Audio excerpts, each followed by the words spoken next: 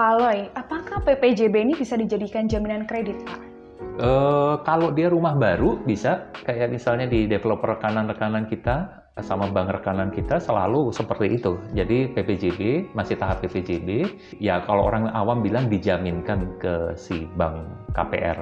Jadi bisa, jawabannya secara singkat bisa. PPJB itu bisa, tapi yang mesti hati-hati gini, kalau orang beli tunai dari developer, kan dia pegang PPJB yang tadi itu ya, pengikatan jual beli.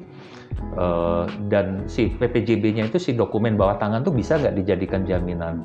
Harusnya nggak boleh. Tapi dalam praktek kita ngelihat ada kadang-kadang orang yang nekat untuk jaminin itu ke orang lain, terus si orang itu mau lagi terima itu sebagai jaminan, mungkin saudara, mungkin rentenir atau apa, sehingga ada kadang-kadang komplikasi hukum. Jadi sebetulnya pada waktu orang menjaminkan PPJB itu bisa-bisa itu kesulitan bagi yang si kreditornya pada waktu dia datang ke developer siapa lo? Gua nggak kenal lo, gua urusannya sama pembeli ini. Lo ngapain bawa-bawa ini kan? Walaupun dengan kuasa ini, kuasa itu. Kita pernah sih ngelihat 1-2 case sengketa gitu di mana orang datang pakai kuasa pengalihan, kuasa jual, tapi itu kayak bawah tangan. Jadi peralihan PPJB-nya atau penjaminan PPJB-nya itu tidak disetujui oleh si developer. Beda dengan kalau misalnya yang resmi KPR misalnya dengan bank rekanan. Itu pada waktu dijaminkan kan pakai pengoperan hak dan kuasa jual.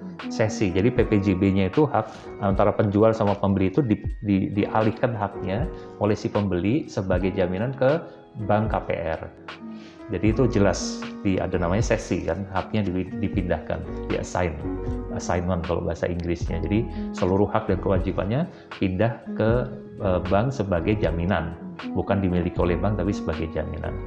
Selain itu misalnya PPJB yang bukan dengan developer nggak ada, jarang. Bukannya nggak bisa tapi jarang gitu. Berarti harus hati-hati ya kalau terima jaminan PPJB ya Pak? Iya. Secara umum sih kalau ada orang, gue ngutang, gue adanya PPJB.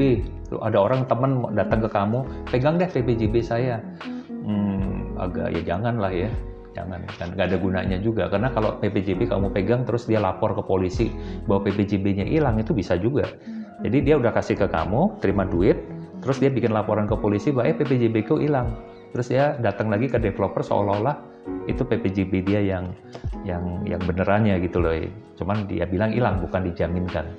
Makanya di developer kalau orang hilang, PPJB-nya hilang, selalu akhirnya kan harus pakai laporan polisi.